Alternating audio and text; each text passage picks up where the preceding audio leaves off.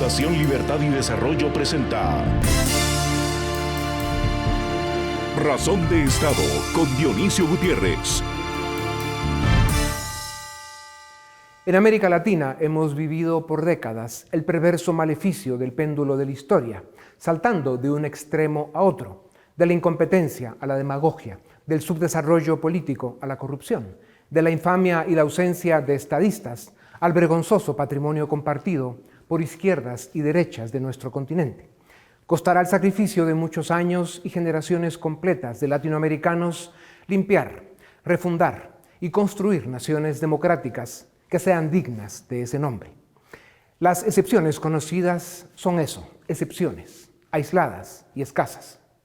Los pueblos latinoamericanos hemos sido un público sumiso y obediente al que charlatanes, ideólogos y populistas prometen a diario la llegada de una panacea social, política y económica. Y como nunca llega, dice un maestro, nos hemos habituado a una espera quietista y absurda, lo que explica que el presente sea siempre dolor, el futuro magia blanca y el pasado melancolía. Tres rasgos fundamentales del drama latino que se refuerzan a diario desde púlpitos, cátedras y tribunas. En la estéril esperanza de la curación de sus frustraciones, más de la tercera parte de latinoamericanos, esto es más de 200 millones de seres humanos, querrían emigrar a esa geografía que se conoce como el mundo libre desarrollado, Estados Unidos y Europa.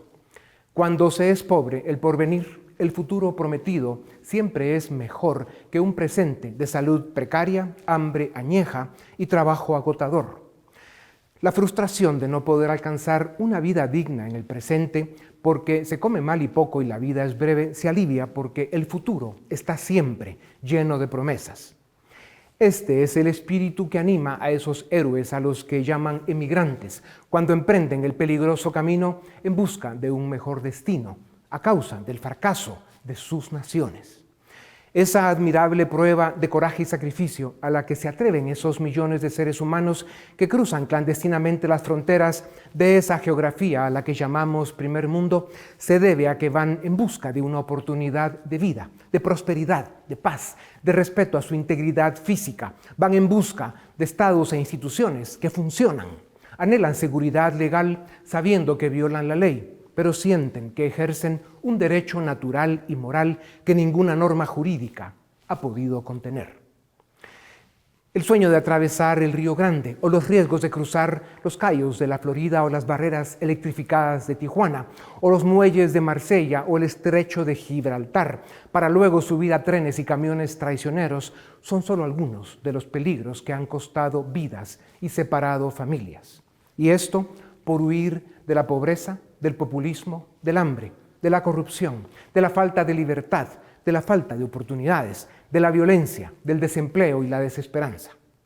Esa válvula de escape de presión social que es la inmigración está más abierta que nunca. A pesar de sus esfuerzos para evitarlo, o al menos ordenarlo, el primer mundo se está llenando de latinos, africanos, asiáticos y musulmanes. Más que una pena, es una tragedia vergonzosa que tantos países del mundo no puedan ofrecer a su gente un presente de dignidad y un futuro de esperanza. Esa gente está votando con los pies, emigra y envía a casa parte de su ingreso, las remesas que hoy mantienen países a flote. Lo que está claro es que si seguimos como vamos y no corregimos los desajustes del mundo de hoy, con los descubrimientos recientes sobre el universo, podremos considerar la posibilidad de que todos emigremos, pero a otro planeta. Habrá que ver si a los terrícolas nos quieren allá.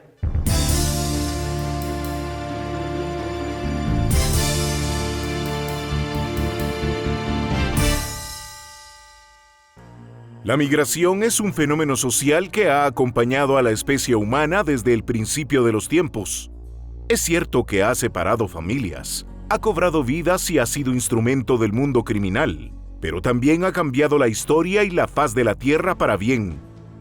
Son cientos de millones de seres humanos los que han encontrado oportunidades, éxito y bienestar en lugares distintos a donde nacieron. Desde la mayor parte de América Latina, los migrantes huyen de sus países por la falta de oportunidades, por la pobreza, por la violencia. El subdesarrollo político reina a sus anchas y el éxodo de sus habitantes es el testimonio del fracaso de estas naciones. El primer causante de la ola migratoria de las últimas décadas ha sido el socialismo del siglo XXI. El segundo, la incompetencia, la corrupción y los abusos de una derecha rancia, decadente y autoritaria que no supo evolucionar a democracias liberales y republicanas. Y el tercer causante ha sido el narcotráfico y el terror destructivo que provoca. Desde 2017, solo de Venezuela han emigrado cerca de 5.6 millones de venezolanos, casi una quinta parte de la población. Del Triángulo Norte de Centroamérica se calcula que han emigrado más de 7 millones en los últimos 30 años. Y de Colombia y otros países afectados por el tráfico de drogas y su violencia, pasan los 5 millones de migrantes. Los conflictos bélicos, el cambio climático y las presiones demográficas también son factores que impulsan el exilio. La migración por necesidad se debe a la ausencia de democracia, a la falta de instituciones y a la inexistencia de un modelo de desarrollo que permite a las naciones crecimiento económico suficiente, progreso social y evolución política y cultural. Sin embargo, en la medida en que aumentan los flujos migratorios, también aparecen las presiones por expulsar migrantes. Y tiene sentido. Cada nación receptora de migrantes de países fracasados tiene derecho a pedir procesos migratorios legales, regulados y ordenados.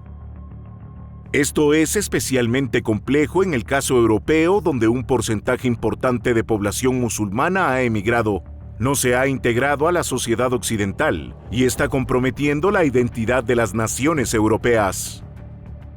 Estados Unidos, la nación más apetecida del planeta, hace un esfuerzo extraordinario con discursos y medidas drásticas contra la migración ilegal. Pero los éxodos del mundo a la potencia del norte siguen aumentando. Si bien es cierto que la economía estadounidense es suficientemente pujante y capaz de absorber a millones de migrantes cada año, también es cierto que llegará el momento, sobre todo si el resto del mundo no ordena sus casas, que Estados Unidos tendrá que, finalmente, poner orden. No todos cabremos en Estados Unidos y en Europa Occidental. Las remesas familiares son el otro gran tema de la migración. Están siendo la salvación para las economías y los estados que expulsan migrantes en el corto plazo. Veremos lo que sucede con la próxima generación.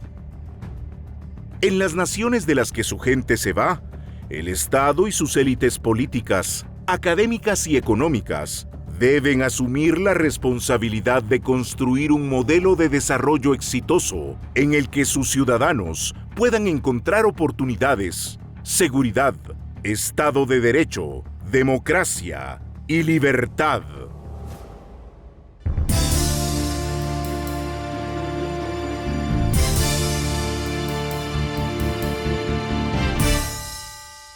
A través de la historia, la migración ha sido y sigue siendo la manifestación valiente de la voluntad del ser humano para superarse, para ser siempre libre, para buscar mejores oportunidades para él y su familia. Dicen que la historia de la humanidad es la historia de las migraciones. ¿Quién vive hoy donde vivieron sus padres o donde nacieron sus abuelos? La migración ha sido una constante en la historia que se repite en todas las épocas y civilizaciones, y siempre ha sido por las mismas razones: huir de la pobreza, del populismo, del hambre, de la corrupción, de la falta de libertad, de la violencia, del desempleo, de la desesperanza, y también por la búsqueda de más y mejores oportunidades, porque gracias a Dios estamos hechos para la libertad. Para hablar sobre el tema de migración, los peligros y el drama humano que siempre la acompañan, tengo el gusto de presentarles a Ariel Ruiz Soto, sociólogo por el Whitman College con una maestría en temas sociales de la Universidad de Chicago. Ariel es analista de políticas públicas en el Migration Policy Institute. Trabaja con el programa de políticas de inmigración de Estados Unidos, con quienes analiza consecuencias, tendencias demográficas y el impacto que tiene la migración para la región y para Estados Unidos. Ariel, bienvenido a Razón de Estado. Se calcula que en 2021 hubo 760,000 detenciones en la frontera sur de los Estados Unidos a migrantes provenientes de Centroamérica. Este número duplica las detenciones totales en todas las fronteras de Estados Unidos desde hace una década. Se espera que en 2022 ese número sea aún mayor. ¿Qué explicaciones da la autoridad migratoria de Estados Unidos ante este éxodo centroamericano? Muchas gracias por la invitación. La consecuencia de los flujos migratorios que estamos viendo en este momento nos indica dos cosas. La primera es que la situación económica en Centroamérica después de la pandemia no está mejorando o no está mejorando lo suficientemente rápido para poder atender la demanda de trabajo y empleo en Centroamérica, especialmente de Honduras y de Guatemala, para poder sostener ese tipo de crecimiento. El segundo nos indica que también las políticas en Estados Unidos están cambiando en una manera o pueden cambiar en una manera que pueda atraer a más migración en el futuro.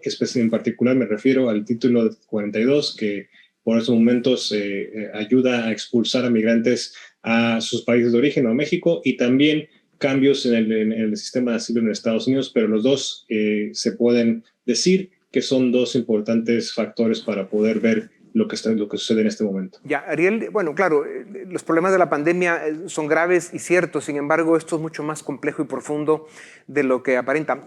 La migración es un fenómeno imparable, lo ha sido siempre. Aunque se hagan discursos severos y se tomen medidas drásticas, la migración incluso aumenta, pues depende de lo mal gobernados que estén los países y de lo pobre que sean sus economías.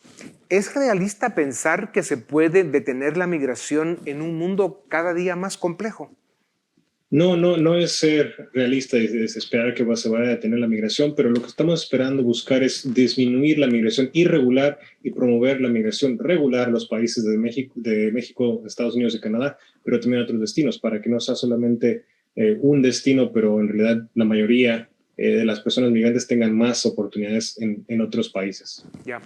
Ariel, a través de la historia, el contrabando y las drogas han sido una constante que pasa por las fronteras de cualquier geografía.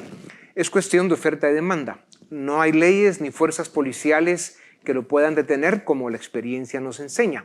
¿En qué se diferencia esto de las personas que buscan las oportunidades y las certezas que ofrecen Estados Unidos y Europa?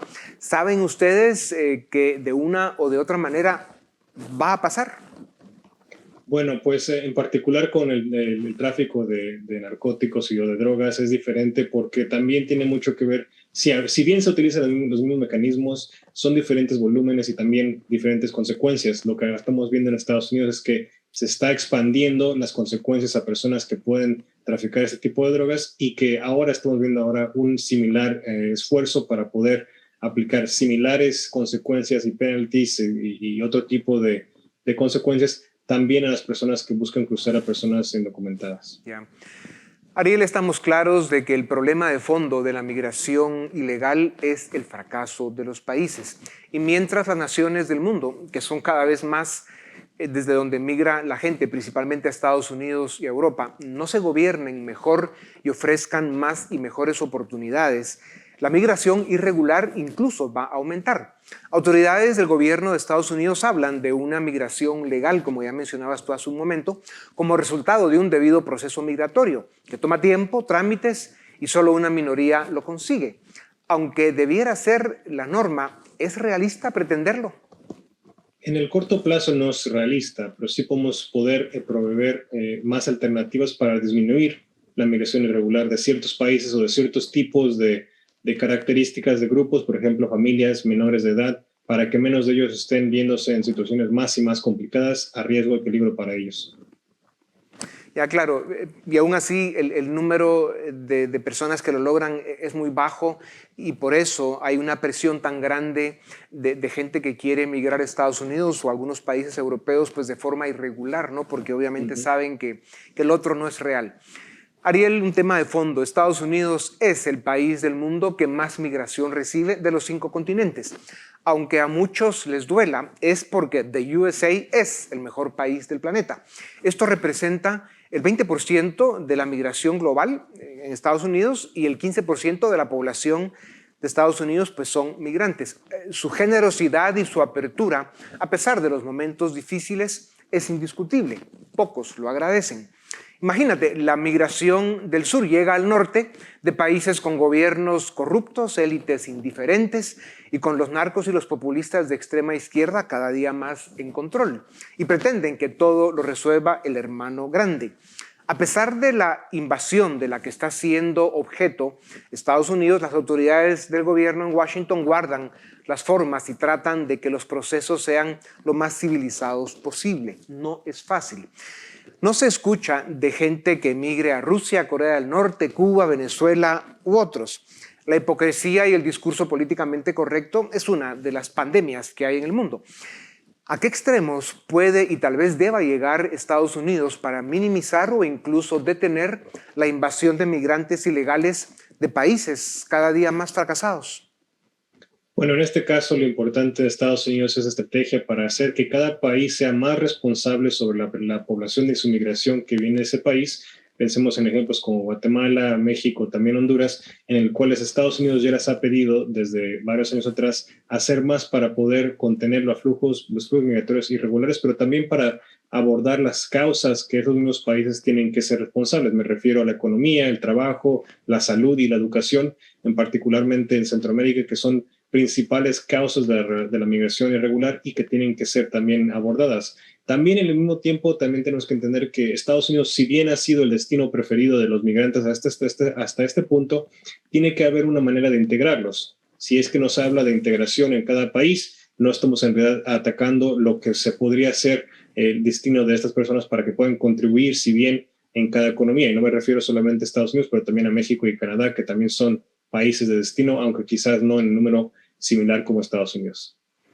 Ya, claro, lo que decías al principio de que resolver los problemas de fondo para evitar estos éxodos, pues probablemente nos tome una generación, ¿no? Sí, el desafío es extraordinario. Ariel, Greg Abbott, gobernador de Texas, el estado más afectado por la migración ilegal, critica al presidente Biden por no tomar medidas suficientemente disuasorias contra la migración irregular. ¿A qué medidas se refiere el gobernador Abbott? ¿Podrían funcionar? Bueno, en este momento la temática de migración en Texas es muy importante porque se ha visto una alza de migrantes que buscan entrar por medio de la frontera con Texas para poder ingresar al país. Esto es porque existen rutas ya de tráfico de personas, pero también de coyotes que pueden utilizar ese tipo de puntos para entrar. Lo que se refiere al gobernador de Texas es que no, para su perspectiva no tienen suficientemente vigilado la frontera y por eso más personas aprovechan de diferentes tipos de maneras de entrar. Pero cabe mencionar que también otros estados que también tienen un sueldo o un flujo de migración muy grande, como por ejemplo California y Nevada o Arizona, han visto la migración desde una perspectiva un poco diferente. Esto tiene que ser un tema de cuáles son los poderes y la autoridad del poder federal y también el estatal. Pero en este caso estamos viendo una conversación entre el Estado y la Federación para entender quién es el responsable de qué y cómo se pueden mejor abordar los flujos migratorios en cada parte de la frontera. Ya, te vi muy activo en el drama reciente sobre los migrantes que aparecieron muertos en un camión en Texas, un tema relacionado al narcotráfico también. Te vi dando una entrevista, por cierto, sobre el tema. En dos palabras, ¿ya se resolvió el tema? ¿Se encontró a los responsables? Se encontró a dos responsables, pero todavía no a otros afiliados que tenemos entendido en este tipo de networks de coyotes. No solamente son una o dos personas, son en realidad negocios que tienen muchas personas involucradas y de parte de muchas partes de los flujos. Podemos pensar que solamente estas personas están en la frontera con México y Estados Unidos, pero en realidad, de hecho, este tipo de networks de coyotes empiezan en Centroamérica o aún más al sur de Centroamérica para poder llegar hasta acá. Entonces, esperemos ver si se puede hacer más en México, pero también en otros países para identificar cómo se pudo haber transcurrido ese tipo de evento. Sí, realmente son organizaciones criminales, ¿verdad? Ariel, la lógica económica detrás de quienes migran, y en algunos momentos se percibe que también por parte de ciertas autoridades del gobierno americano, es que su economía es lo suficientemente grande y dinámica y que necesita a los migrantes para llevar a cabo una serie de trabajos y labores para los que no se consigue gente en el mercado laboral local. ¿Es así? ¿Y cuál es el límite? Pues por el momento, digamos, están pasando casi todos los que se quieren ir. Bueno, tenemos que ver ahí un detalle importante. Sí, la demanda de labor, la demanda de la obra, mano de obra migrante en Estados Unidos es muy importante en industrias como construcción, servicio y otras industrias, pero también en otras que no hemos puesto atención, por ejemplo, más y más en el término de ciencias y de tecnología. Lo que hemos visto en este momento es que aun cuando se existe esta demanda en Estados Unidos, también vamos a tener que buscar mejores alternativas para que esas personas puedan llegar de manera regular o legal a Estados Unidos y de esa manera tener menos de ellos por el transcurso irregular. Al final del día también tenemos que entender que la migración, aún siendo este tipo de migración irregular, tiene que haber derechos y protecciones para aquellas personas que lleguen a Estados Unidos o a otro país para poder trabajar. Ya. Ariel, se habla mucho del éxito de Canadá y sus programas de migración temporal. Sin embargo, tampoco son programas que muestren migración legal a una escala tan grande para absorber el flujo migratorio que vemos. Además, está claro que la gente prefiere Estados Unidos. ¿A qué le llamarías casos exitosos? ¿Existe alguno? Casos exitosos en Canadá se refieren a dos mecanismos. El primero es de protección de resentamiento de personas refugiadas desde otras partes del país. De hecho, desde Centroamérica existe una buena relación con Guatemala y Honduras, en el cual pueden desplazarse o llegar a Canadá, me refiero a cientos o miles de personas. En el segundo mecanismo es un mecanismo de trabajo. De hecho, Guatemala y Honduras tienen también un mecanismo para poder tener movilidad laboral, que pueden llegar a ciertas provincias de Canadá y trabajar de manera temporal para poder regresar a sus países después. En este caso, Canadá claro que no es la única solución y tampoco Estados Unidos lo debe ser, pero se requiere una dinámica más regional, incluyendo países como México, Costa Rica y otros que como un conjunto pudieran quizás ser mejor destino para la migración regular en la región. Claro, y estos programas al final pues son, digamos, de un volumen bastante pequeño, ¿no? El drama que tiene sobre todo Estados Unidos es de estos volúmenes que son realmente éxodos, que son pues cientos de miles, ¿no? Terminan siendo millones. Y el 2022 romperán récord. Ariel, está claro que la solución es refundar, reconstruir y poner al día a ciudadanos, élites y gobiernos que se durmieron en sus laureles y permitieron o fueron cómplices incluso de la destrucción de sus países. Hoy en varias regiones del mundo vemos cada día más países que van camino o ya son estados criminales, narcoestados o estados fracasados. No vamos a caber todos en Estados Unidos o en ciertos países de la Unión Europea. ¿No será hora ya de que el mundo occidental libre y desarrollado empiece a exigir con medidas más drásticas, mejor comportamiento y resultados a las élites políticas, económicas, sociales y académicas que malgobiernan los países en cuestión? Claro que existen esfuerzos para que Estados Unidos y otros países, México incluido, para pedir a estos países de Centroamérica, incluyendo a El Salvador, Guatemala, Honduras, que hagan más por sus propios ciudadanos, para que mejoren las condiciones de sus propios países, tener mejor gobernanza, más democracia, entender en realidad cómo y cuáles son las causas que le están afectando a sus principales poblaciones que están emigrando. Eso no ha cambiado, pero pienso que lo que tiene que haber ahora es más consecuencia y seguimiento a ese tipo de demandas. En particular, por ejemplo, sabemos que existen condiciones para que estos países puedan recibir asistencia de Estados Unidos, y si estas condiciones no se cumplen, entonces el dinero que se les podría dar a estos países no llega. Ese es uno de los mecanismos que estamos buscando mejorar, pero tampoco debe ser el único para poder obtener mejores resultados y más consecuencias. Claro. Mi pregunta iba también o incluía también al mundo africano, el mundo musulmán y los efectos que esto está teniendo en Europa e incluso también en Estados Unidos. ¿No? O sea, el mundo sufre una serie de complejidades, disrupciones y debilidades estructurales por los que se están sintiendo los efectos, ¿no? No solo el clima, la pandemia, la naturaleza nos dan problemas, también los seres humanos somos complicados. Ariel, los países del mundo con mayores problemas de desarrollo y falta de oportunidades, debido principalmente a su subdesarrollo político y su corrupción, tienen un alto porcentaje de población joven. Si se dan éxodos migratorios desordenados e ilegales, como los estamos viendo, pondrían una presión extraordinaria a los países desarrollados, especialmente a los que tienen desafíos demográficos complejos. La pregunta ¿es evitable un desenlace que la historia nos demuestra como inevitable? O sea, la migración. La migración siempre ha sido un mecanismo de desarrollo en ciertos países y en realidad es importante recalcar el punto que la demografía también ayuda a predecir los flujos en el futuro. En el caso, por ejemplo, de El Salvador, hemos visto que entre más envejece su población, menos de ellos buscan emigrar de manera irregular.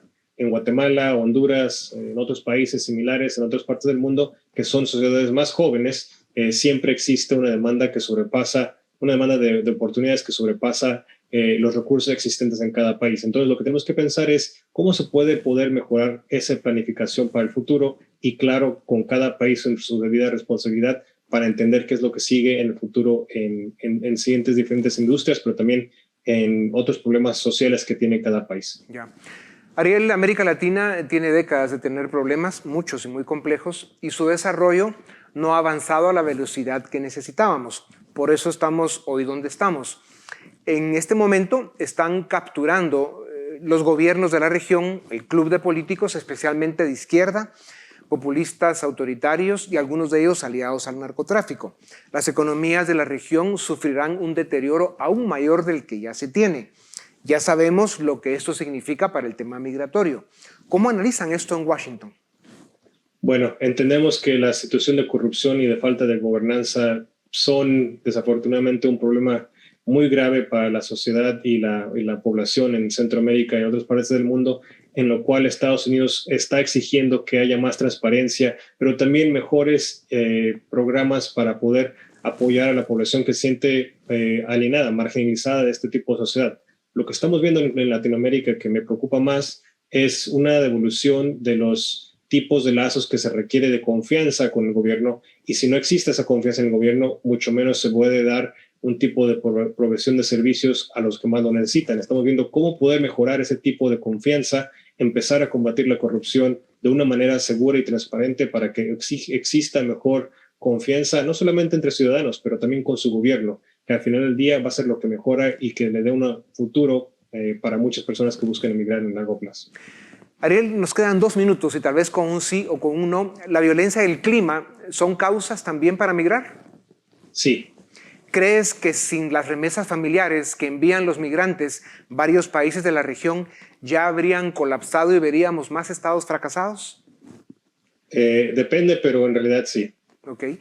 Para terminar, Ariel, con el factor demográfico global, ¿a dónde nos lleva un mundo en el que las tasas de fertilidad son cada día más bajas en el occidente desarrollado y más altas en África y el mundo musulmán?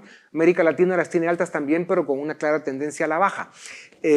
¿Cómo termina el mundo dentro de 10, 15, 20 o 25 años? Sé que es una pregunta compleja y te pido disculpas por eso, pero en pocas palabras. Vamos a ver en los siguientes 10 o 15 años que la movilidad migratoria va a seguir siendo una parte importante del desarrollo de ciertos países pobres a ciertos países ricos, y cuando ese tipo de balance se tenga en la región, veremos un poco menos de migración, pero lo que vamos a ver en 10, 15 años es que la migración no va a detenerse y que mejor tenemos que pensar en cómo hacer una migración más segura, ordenada y regular. Sin duda alguna vas a estar muy ocupado, Ariel, porque además de que lo haces muy bien, parece que el desafío no va para menos. Está claro que no cabremos todos en Estados Unidos, España, Francia, Inglaterra, Alemania e Italia.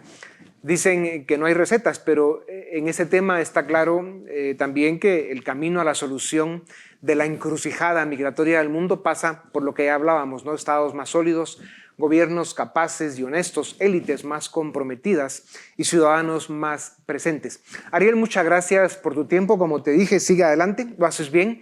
A ustedes también gracias por acompañarnos una vez más. Esto es Razón de Estado.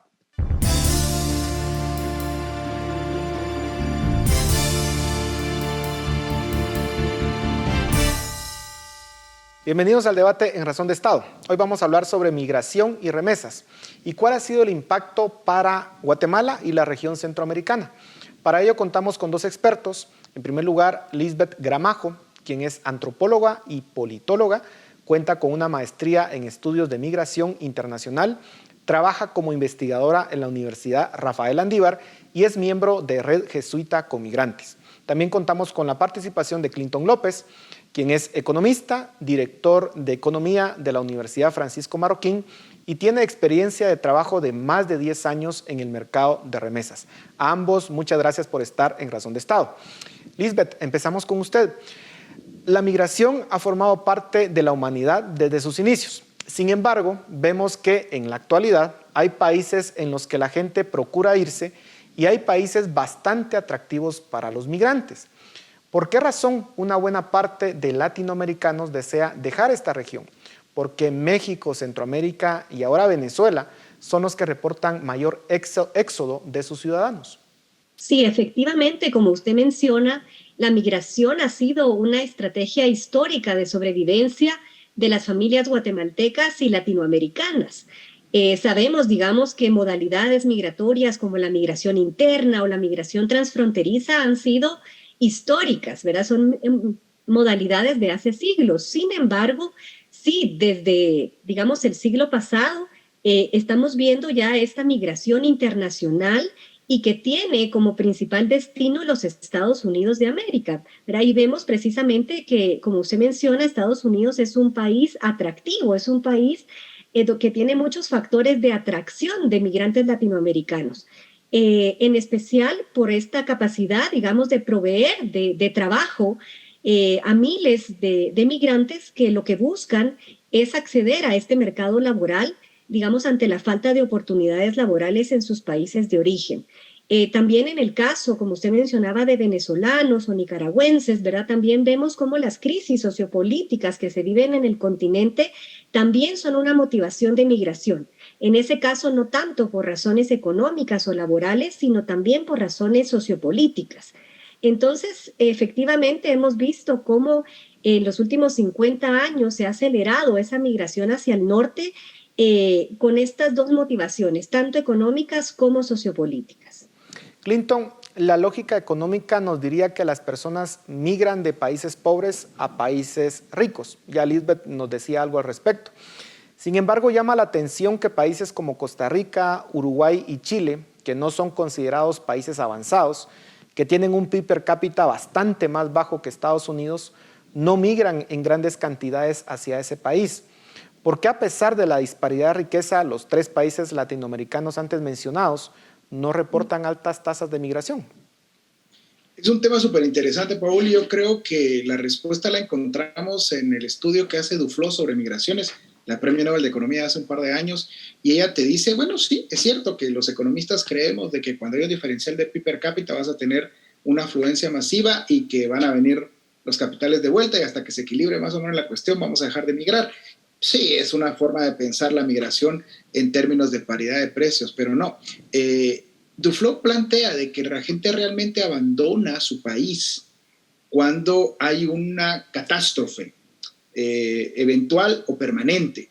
Yo creo que en el caso, por ejemplo, digamos, de Guatemala, que es el que más conozco, hay lo que la gente joven enfrenta es una desesperanza total de que no ven cambios, de que no ven posibilidades nunca, y entonces ya tienen un primo, un tío que está allá y les cuenta lo bien que les va y la miseria en la que viene aquí y parten. Ahora, ¿por qué no pasa en Costa Rica? ¿Por qué no pasa en Uruguay? Es porque precisamente yo creo que estas poblaciones no ven que hay un deterioro social acelerado, digamos, como sí se ven o como lo perciben nuestros migrantes en Guatemala. Entonces, ni Costa Rica, bueno, Chile no sé si va a empezar a pasar ahora, amigo, eso no lo podría asegurar de que no va a pasar, pero por lo menos Costa Rica y Uruguay son países que no migran porque sus poblaciones perciben a sus países de alguna forma como estables y segundo, con algún grado de esperanza para prosperar económicamente. También hay que añadir que cuando te acercas a los migrantes, tal vez yo creería que no es la principal causa, pero hay un segmento relevante, creo yo, que migra por violencia, ¿no? Por violencia en el país. No es el más importante, creo yo, por lo menos no lo que tengo contabilizado yo, pero sí es importante, y eso no pasa en Uruguay, por ejemplo. Claro. Costa Rica algo ha habido, empezado a ver con el tema del narcotráfico, lo que sea, pero en Uruguay no. Entonces creo que esa es la diferencia. Esos 3 países por lo menos han alcanzado un grado de éxito que el resto de países parece que no. Por lo menos esperanza. Por supuesto. Lisbeth, en el caso de Guatemala y Centroamérica, ¿cuál es el perfil de las personas que dejan el país? ¿En qué regiones se reporta más éxodo? Porque muchas veces pensamos que son las personas más pobres. ¿Es así o no? Sí, bueno, yo quisiera para ahí referirme también un poco a la parte histórica, ¿verdad? Como bien mencionaba Clinton, en esta historia, digamos, de la migración guatemalteca hacia los Estados Unidos, que como sabemos ya tiene más de 5 décadas, digamos, desde que llegaron esos migrantes pioneros guatemaltecos a abrirse camino en los Estados Unidos, sí hay todo un componente histórico que crea redes migratorias entre el país de origen y el país de destino. Sabemos que muchos de los que hoy migran, digamos, no es que migren para abrirse brecha o van como pioneros, sino que van a reunirse con muchos de sus familiares que ya se encuentran en los Estados Unidos. Entonces nosotros cuando hacemos como esta historia migratoria vemos que ha ido cambiando el perfil también del guatemalteco que está yendo hacia Estados Unidos.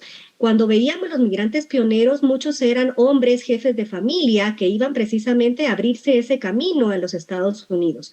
Pero ya hoy, digamos, con esa historia migratoria de más de 5 décadas, estamos viendo cómo el perfil se ha ido diversificando.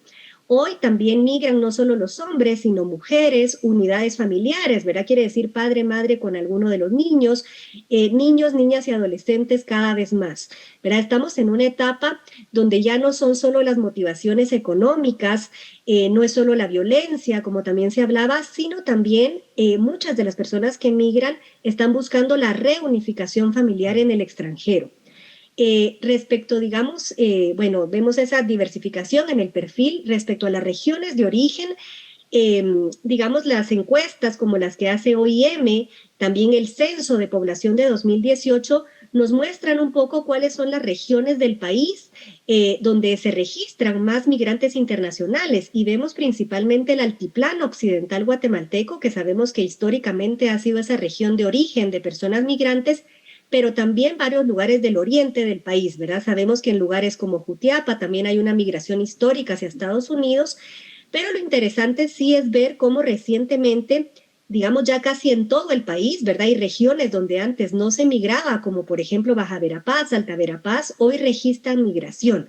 Entonces sí vemos cómo se está diversificando esa migración, cómo los perfiles son diversos y también cómo se está convirtiendo en casi una de las únicas alternativas que tiene la población guatemalteca, digamos, frente a esa falta de oportunidades, pero también, como decía Clinton, a esa desesperanza en torno a la realidad en Guatemala. Clinton, las remesas cada vez tienen un mayor peso en la economía de Guatemala. ¿Hay alguna estimación del aporte al crecimiento del país que hacen las remesas? ¿En cuánto dejaría de crecer la economía de Guatemala sin las remesas? Mira, yo honestamente no lo he calculado, pero sabemos que más o menos las remesas son 18-19% del último PIB y se espera que sea más o menos 20% este año que viene o este año en el que estamos actualmente. El impacto de las remesas creo que va sobre todo por el lado del consumo y por el flujo y por el tamaño, diría que es relevante. No sé cuánto aporta exactamente a la tasa de crecimiento, pero sí aporta y sobre todo, digamos, más que, digamos, tratar de calcular el impacto en el crecimiento, creo que lo importante es cuánto alivia la pobreza. ¿Cuánto alivia la pobreza? Voy a saltar un poquito de tema para contestar esta pregunta, pero acaba de salir el 26 de julio un informe internacional de Merrill Lynch sobre Guatemala y sus mercados. Entonces, la única forma, digamos, de que la migración parara es que la situación laboral en general, digamos, de Guatemala cambiara radicalmente. Y la única forma de hacerlo es que tuviéramos unos derechos de propiedad claramente respetados para tener masiva inversión de capital, para que pudieran haber demandas competitivas sobre los factores trabajo, que es lo que estamos hablando. Y la forma en que nos miran del extranjero creo que es reveladora. Dice que únicamente empresas que tienen favoritismo y apoyo del poder político de turno son las que pueden operar. Entonces, imagínate, Eso creo yo, digamos, que es lo que genera la desesperanza terrible del guatemalteco, porque no va a encontrar nunca demandas competitivas por su factor laboral y entonces aporta al crecimiento económico enviando remesas para que su familia pueda subsistir. Yo diría que por lo menos un punto porcentual de la tasa de crecimiento económico debería ser atribuida a las remesas por la forma en que se calcula el PIB, ¿no? Que todo iría básicamente a consumo mayoritario. ¿De qué forma cambian las comunidades con la migración? ¿La mayoría de los migrantes en Estados Unidos logran el sueño americano o la mayoría regresa a Guatemala después de algunos años y trata de hacer de nuevo su vida aquí en el país? ¿Qué información tenemos al respecto? Sí, esto es muy interesante porque esto es algo que ha ido cambiando con el tiempo. Sabíamos que los migrantes anteriormente tenían muy claro ese sueño americano y tenían una meta establecida, por ejemplo, estar 5 años en Estados Unidos, comprar un terreno, construir una casa, comprar un vehículo, invertir en un negocio y, digamos, al cumplir la meta, retornaban a Guatemala, ¿verdad? O sea, sabíamos que sí, el retorno era una parte importante en los migrantes guatemaltecos. Sin embargo, sí estamos viendo que en los últimos años esto ha ido cambiando. Y esto debido a muchas razones, pero uno de los elementos que hemos visto en nuestras investigaciones es que, digamos, estas medidas cada vez más restrictivas a la migración internacional, en lugar, digamos, de reducirla, han cambiado la migración guatemalteca. Por ejemplo, muchos de los migrantes que van ahora, digamos, postergan más el retorno, ¿verdad? Ya no se quedan 5 años, sino 10, 15 años, digamos, porque fue tan difícil llegar que hay una postergación del retorno. Otros, digamos, optan por llevar a familiares y reunificarse en los Estados Unidos. Entonces estamos viendo cómo también ese sueño americano está cambiando, cómo las metas van cambiando y cómo también las propias medidas restrictivas a la migración hacen que ese flujo migratorio vaya cambiando. Ahora, respecto al impacto en las comunidades de origen, es enorme, ¿verdad? Como mencionaba Clinton, casi la mayoría de las remesas van hacia el consumo, ¿verdad? Y de esa forma resuelven las necesidades básicas e inmediatas de las familias, ¿verdad? Mucho de esa remesa va para la alimentación, para la educación, para la salud, para la inversión en vivienda. Entonces vemos realmente que las comunidades, por ejemplo, en el caso del altiplano, vemos una transformación total del paisaje, ¿verdad? Hoy vemos construcciones de remesas, esa llamada arquitectura de remesa, vemos la proliferación de pequeños negocios, tiendas, digamos, y esa activación de la economía local, voy a decir, gracias a esa llegada de las remesas. También en la época de pandemia, y eso es muy importante, muchos estudios han revelado cómo las remesas sirvieron como estabilizador de la economía, ¿verdad? O sea, ¿en qué situación estarían esas familias si no hubieran recibido estas remesas por parte de los migrantes, ¿verdad? En la situación tan difícil como la pandemia. Entonces yo diría que la migración o el sueño americano sí ha transformado y está transformando la forma de vida en las comunidades en Guatemala. Clinton, ya Lisbeth nos adelantaba un poco, digamos, cómo se gastan las remesas en el país, pero ¿qué sectores se ven beneficiados con las remesas? Si uno pudiera ver el PIB por sectores y pudiera decir, estos son los sectores que más se benefician, ¿qué podríamos decir al respecto? Interesante tu pregunta. Voy a repetir un poco lo que decía Lisbeth, ¿no? O sea, decir, lo que yo descubrí, digamos, con gente como cliente que manda remesas, es que los beneficiarios invierten primero en comida, después en vivienda, después en ropa. Es que es increíble. Tienen hambre, tienen frío, en fin, invierten posteriormente en algún electrodoméstico, en salud y posteriormente en su casa. Entonces, en ese orden, digamos que el sector probablemente, digamos, que más se beneficia de las remesas es el consumo masivo. Consumo masivo tanto de alimentos como de ropa, ¿no? De ropa, artículos de vivienda. Esos serían principalmente los sectores, creo yo, que se benefician, digamos, del impacto de las remesas. ¿Y podría decirse que el sector informal se podría ver más beneficiado que el formal o sería equivalente? Yo pensaría que dependiendo del sector, digamos, puede ser que sea más el informal o más el formal, pero yo creería que, por ejemplo, la proliferación, digamos, de los supermercados, digamos, en el interior del país y en comunidades que no te esperabas ver cierto tipo de estructura de supermercado es precisamente porque hay quién compre, y mucho de eso tiene que ver, creo, con la remesa. Entonces, no necesariamente es el sector informal, yo creo que en general consumen, digamos, y en todos los supermercados también. Ahora, Lisbeth, en las últimas 2 crisis económicas en Estados Unidos, la de 2008, 2009 y la de 2020, las remesas mostraron una alta resiliencia. De hecho, en la crisis de 2020, las remesas terminaron creciendo un 7%, algo extraordinario considerando la magnitud de la crisis que se vivía en ese momento. Eso demuestra de alguna forma el apego de los migrantes a sus familias en Guatemala. Pero la pregunta es, ¿eventualmente se perderá ese vínculo? ¿Hay experiencias de otros países que nos podrían dar alguna idea, alguna luz de cuánto tiempo pasa antes que se pierdan los vínculos familiares con el país de origen? Sí, efectivamente, digamos, la remesa es una de esas formas de mantener el vínculo, ¿verdad? Es un vínculo directo, cercano y tangible entre los familiares en el extranjero y los familiares en las comunidades de origen. Pero hay otras formas también de estrechar el vínculo, ¿verdad? Yo también quisiera referirme a todo el avance en las telecomunicaciones, ¿verdad? Hoy sabemos, y también en eso es uno de los rubros en los que invierte el migrante, ¿verdad? Por ejemplo, en estos teléfonos celulares, las nuevas tecnologías, digamos, hoy se comunican a través de estas redes sociales como el WhatsApp, el Facebook, ¿verdad? Entonces, sí vemos también que hay otras formas de mantener ese vínculo y digamos ese avance en la tecnología en los últimos años ha estrechado aún más el vínculo entre comunidades de origen y destino. Hoy un migrante en el extranjero puede estar siguiendo en tiempo real una celebración en su comunidad de origen, ¿verdad? Puede participar de esa feria o fiesta patronal a través de su celular, ¿verdad? Entonces sí estamos viendo cómo ese vínculo por lo general permanece, ¿verdad? O sea, sí se dan casos de familiares, digamos, que pierden el contacto con sus familias, pero por lo general en el caso de la migración guatemalteca vemos que el vínculo se mantiene y se mantiene a lo largo de los años. Y también, como usted dice, ha mostrado ser resiliente, ¿verdad? Y esto es un tema muy importante, ¿verdad? En esos momentos de mayores crisis vemos cómo los migrantes, ¿verdad? Hacen sacrificios importantes en el extranjero para enviar a sus familias esos fondos porque saben, digamos, que se traduce en ese consumo básico de sobrevivencia para los familiares, ¿verdad? Y eso lo vimos ahora durante la pandemia, pero lo hemos visto en crisis anteriores.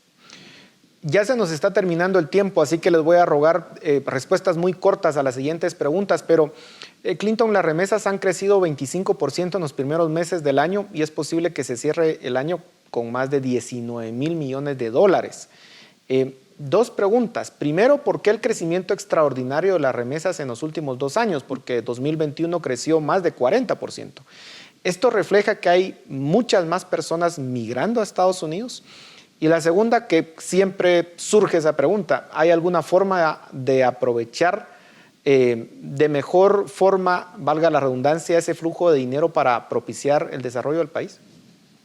Ok, muchas gracias. Yo pensaría, amigo, a ver, la primera, que es la más fácil, creo yo, digamos, ¿por qué ha crecido tanto la cantidad de remesas? Estados Unidos, digamos, a partir de la pandemia para acá, tuvo todo este periodo de Great Resignation, de que la gente renunció, de que no quería trabajar, y nuestros migrantes, nuestros compatriotas, habitualmente tienden a buscar 2 o 3 trabajos, ¿no? Y a veces te entrevistas con personas, y uno no lo cree, que prácticamente no duermen.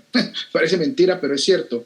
Y entonces tienen 2 o 3 trabajos. Entonces, cuando hay una época donde pueden tener 2 o 3 trabajos, los tienen. Y entonces los montos aumentan. Y hay específicas profesiones, digamos, de latinos que ahorita han aumentado su ingreso y entonces aumenta el volumen. Acuérdate que el volumen no necesariamente coincide con el número de migrantes, pero tampoco ha crecido brutalmente el promedio de las remesas. Entonces, lo cual nos lleva a pensar que efectivamente sí, hay una cantidad muchísimo más grande de guatemaltecos en Estados Unidos.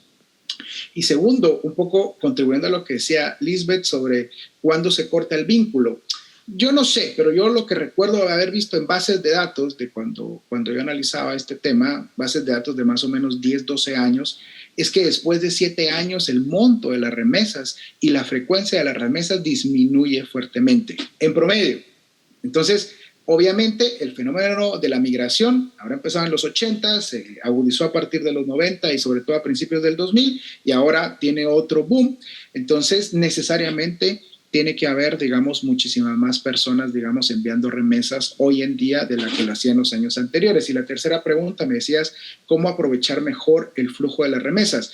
Yo te diría que para los que proponen eso, deberíamos de proponer de que hay que investigar en qué invierten ellos su salario y ver cómo lo pueden hacer más eficiente. Las remesas son salarios privados y el que mejor sabe qué hacer con su remesa, la persona que lo está recibiendo. Si no, vamos a pasar al papel del ingeniero social de decirle qué hacer. Ya les negó el país, digamos, la posibilidad de llevar su vida aquí, tuvieron que renunciar a su cultura, moverse y pasar muchos riesgos yéndose del país, como para que encima de todo nos pongamos a tratar de ver qué hacen con su dinero. Ellos saben mejor que cualquiera de nosotros qué hacer con su dinero. Son flujos de dinero privado, hay que respetarlos. Perfecto. Lisbeth, muy brevemente, ¿qué efectos tiene en las familias la migración? Ya hablábamos de cómo ha reconfigurado el interior del país, pero a nivel familiar, ¿hay mayores tasas de divorcio en los migrantes? ¿Los hijos, al quedarse sin la figura de uno de los padres paternos, de uno de los padres, se ven afectados? Sí, yo diría que tiene, digamos, un doble papel, ¿verdad? O un doble efecto, la migración en las familias, ¿verdad?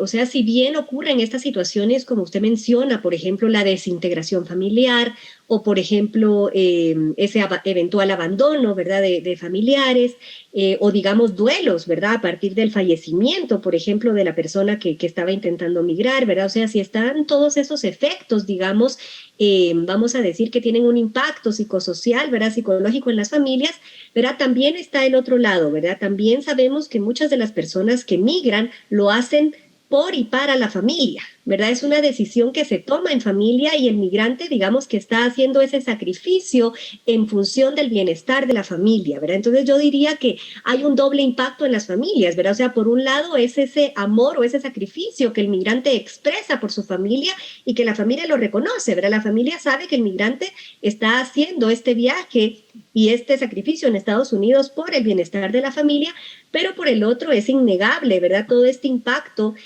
a nivel psicológico, psicosocial, ¿verdad?, que está provocando la migración en las comunidades de origen, en los niños, en las niñas que se quedan, en las esposas, en los padres. Entonces yo diría que tiene ese doble impacto, ¿verdad?, a nivel familiar.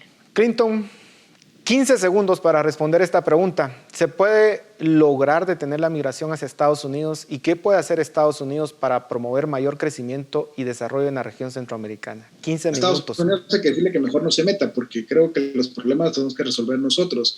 Dejar que los mercados funcionen de verdad libremente a nivel de inversión y proteger derechos de propiedad para que los migrantes tengan diferentes, en Guatemala, diferentes demandas compitiendo por sus servicios y puedan ver una esperanza de desarrollo personal en el país. Bueno, lamentablemente se nos ha terminado el tiempo, pero muchísimas gracias a ambos por su análisis. Y a ustedes en casa, muchas gracias por su atención. Nos vemos la próxima semana.